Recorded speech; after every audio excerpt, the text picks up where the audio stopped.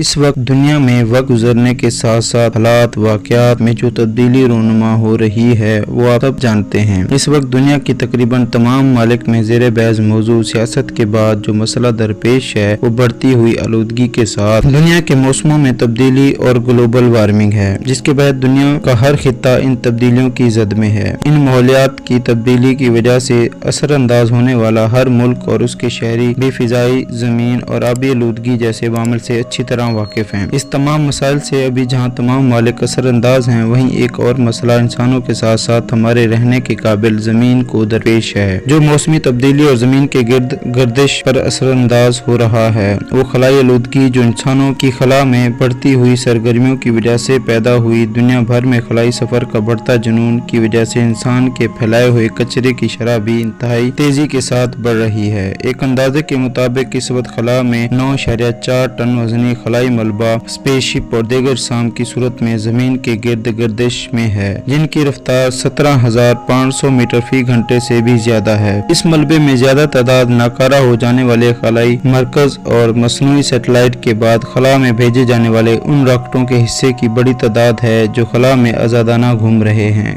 खलाई आलूदगी का आगाज तब से शुरू हो गया था जब इंसान ने खला में अपना पहला कदम रखा। इस मलबे में ज्यादातर साम लो अर्थ ऑर्बिट में जमीन के 250 मील की बुलंदी पर मौजूद है, जबकि कुछ इससे भी ज्यादा बुलंदी पर मखसूस मकासद के हसूल के लिए 22,300 की बुलंदी पर जियो स्टेशनरी मिदार में भेजा गया था। किसी हादसे या दूसरे जराये से शामिल होने वाले ये मलबे के टुकड़े जल्द या बदेर जमीन की तरफ ही आते हैं, क्योंकि वक्त के साथ साथ जमीन की बैरूनी माहौल की कशिश के अपने जानब खींचने के बाद इनकी गर्दिशी रफ्तार कम होने की वजह से निस्बतन बड़े साम अमूमन रगड़ खाने से जलकर सैकड़ों छोटे हिस्सों में तकसीम होकर समुद्र में जा गिरते हैं, जिसकी एक मिसाल चीन और रूस के खलाई स्टेशन हैं, जो वक्त के साथ नकारा होकर कुछ अरसे खला में मुअल्लक होने के बाद जमीन पर आ गिरे थे, जिससे कोई जानी नुकसान नहीं हुआ था। खला में अब तक जिन ममालिक ने आलूदगी फैलाई उनमें रूस सरे फुर्सत है। एक अंदाजे के मुताबिक जमीन के लो अर्थ ऑर्बिट में तकरीबन 23,000 साम मौजूद हैं, जो वक्त गुजरने के साथ साथ बढ़ रहे हैं, जिनमें से तकरीबन 14,000 काबू से बाहर हैं। इनमें से 6,512 तैरते साम रूस की मलकियत हैं। इनमें से तकरीबन 5,000 साम ऐसे हैं जो कंट्रोल से बाहर हैं, जो आजादाना खला में जमीन के गिर्द गर्दिश कर रहे हैं,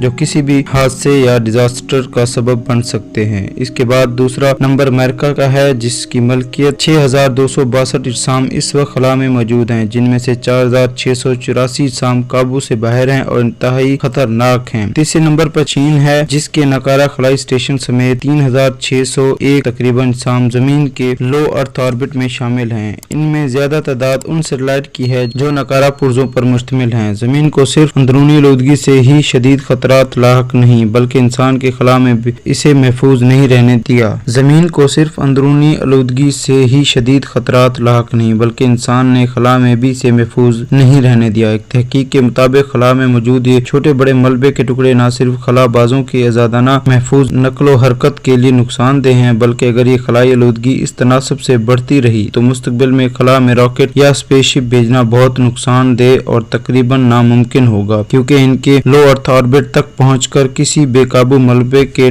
टुकड़े से टकराने के इम्कानात बढ़ जाएंगे, जबकि जियो स्टेशनरी ऑर्बिट में तैरते साम खला में हजारों सालों तक गर्दिश में रह सकते हैं और इनके आपस में टकराने और जलकर जमीन पर गिरने के बायस भी कोई बड़ा हादसा दरपेश हो सकता है। इसके साथ ही मसनूई सियारों के आपस में टकराने से और मलबे के टुकड़ों से जमीन की बैरूनी माहौल में इनके छोटे छोटे टुकड़ों की एक तह बनती जा रही है।